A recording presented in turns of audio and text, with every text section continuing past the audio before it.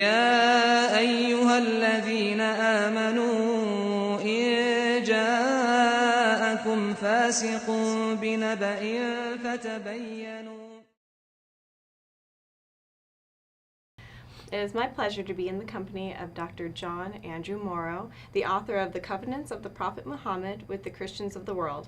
Dr. Morrow, for those who are not familiar, what is the term covenants?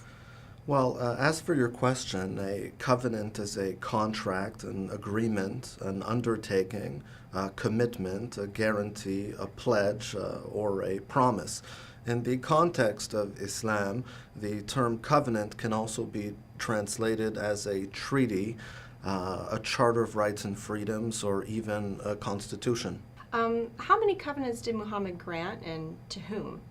The Prophet, peace and blessings be upon him, granted covenants of protection to the Christians of southern Arabia, to the Christians of Ethiopia, to the Christians of the Sinai, to the Christians of Egypt, to the Christians of Palestine and Lebanon, to the Christians of Syria, to the Christians of Iraq, Turkey, and Persia, and to the Christians of Armenia. So he only protected Christians? No, not at all. The first covenant he concluded included Muslims, Jews, and polytheists. They were all protected. They were all citizens of the state that the Prophet established in Medina. Beside the Jews of Central Arabia, he granted covenants to the Jews of Northern Arabia. What is more, he also granted covenants of protection to his Zoroastrian allies. Okay, well, this kind of sounds too good to be true. How are these covenants genuine? The covenants of the Prophet have been transmitted consecutively for the past 1400 years. They're found in both Christian and Muslim sources in half a dozen different languages. They're beyond any reasonable scholarly suspicion. Okay, so why would Muhammad, who was founding a new religion, seek to protect other faiths? I mean, like over the course of history, people have been trying to impose the religion on others. Why is this different? This is a good question. I mean, had he done so, he would have essentially contradicted the Quran. One of the earliest revelations he received stipulated, "To you your religion, and to me my religion." So Islam was an inclusive religion from the onset. Furthermore, the Prophet did not see himself as the founder of a new religion. He viewed himself as the last in a long line of monotheistic prophets, including Abraham, Moses, and Jesus. Islam was the final chapter of the book, you can say. It was not a new book. To deny Judaism and Christianity would have been to deny Islam itself. Okay, so why haven't we heard of these covenants before? How were they forgotten? The covenants of the Prophet were common knowledge for 1,300 years. They were known to all educated Muslims and many Western scholars before the fall of the Ottoman Empire. But then, partly because they formed the basis of official Ottoman policy on the treatment of religious minorities, when the empire disappeared, they more or less disappeared along with it. Okay, so how were these rediscovered? Although the Church of the East never forgot the covenants of the Prophet, this was not the case with the Church of the West. After the collapse of the Ottoman Empire, most Muslims became oblivious of the Prophet's covenants with the people of the book, both Jews and Christians. Fortunately for me, one of the first Muslim sources that I studied was the Ashtiname, the covenant of the Prophet Muhammad with the monks of Mount Sinai, when I was but 18 years old. It formed the foundation of my understanding of Islam. It was 2 decades and a half later that I set off on a quest for the covenants of the Prophet. As a result of my research, I brought to light charters of protection that had long been ignored by both Muslims and Christians. I uncovered these documents in ancient Muslim and Christian sources, many of which had been out of print for centuries. I also rediscovered certified copies of these covenants in ancient archives and monasteries around the world. Okay. How did you establish their authenticity? Well, to establish the authenticity of any document, you must study its content and examine its provenance.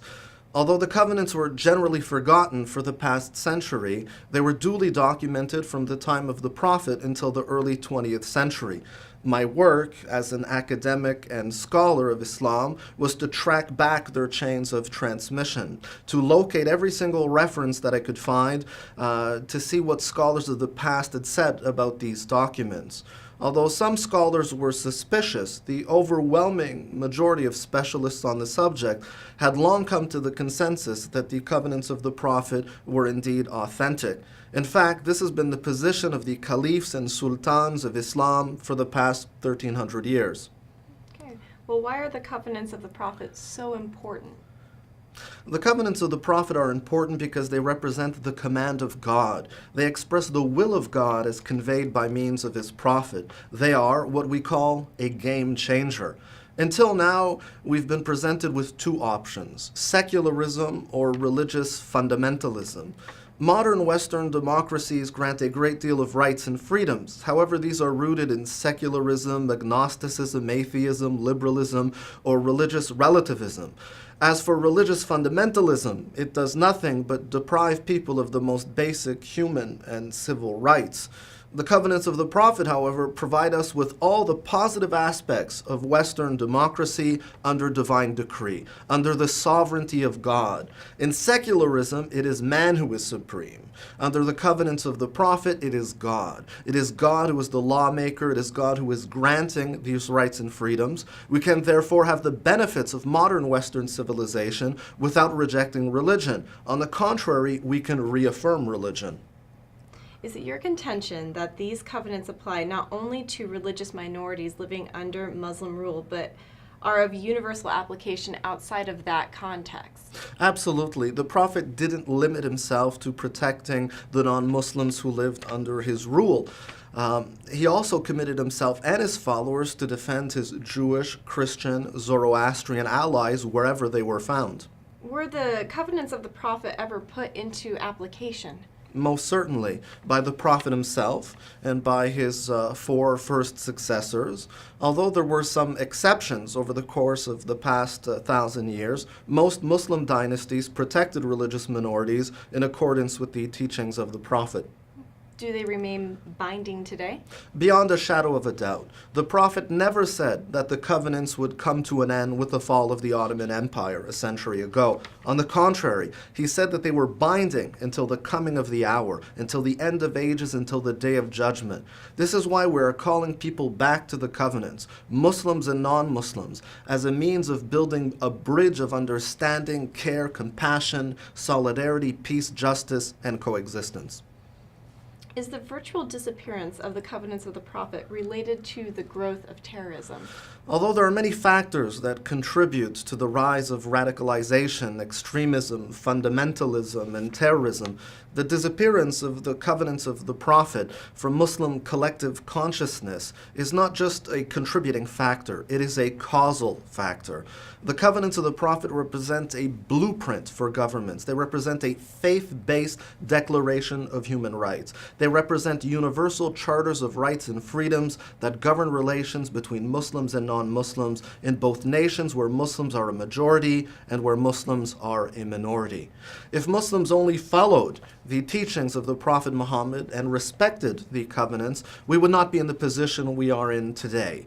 Islam, true Islam, is not the problem. Fake Islam, or what some people in the West mistakenly label as radical Islam, is the problem. Attacking the Prophet and Islam is not the solution. Since only 0.001% of self-professed Muslims are terrorists, and since only 7% of self-professed Muslims sympathize with them, you alienate the 93% when you attack the Islamic religion. So side with the peaceful majority in your war against the violent minority. Otherwise, by insulting Islam and the Prophet, you play into the hands of the terrorist and help draw people to their cause. Do not put the majority in the same basket as the minority. That would be like putting all Christians in the same basket as the Klan. Terror has no religion. People of faith have a common enemy.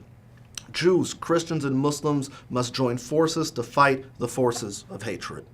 Dr. Morrow, thank you so much for your inspiring words. Thank you, and thank God. May my words be a source of peace. يا أيها الذين آمنوا إن جاءكم فاسق بنبأ فتبينوا أن تصيبوا قوما بجهالة فتصبحوا على ما فعلتم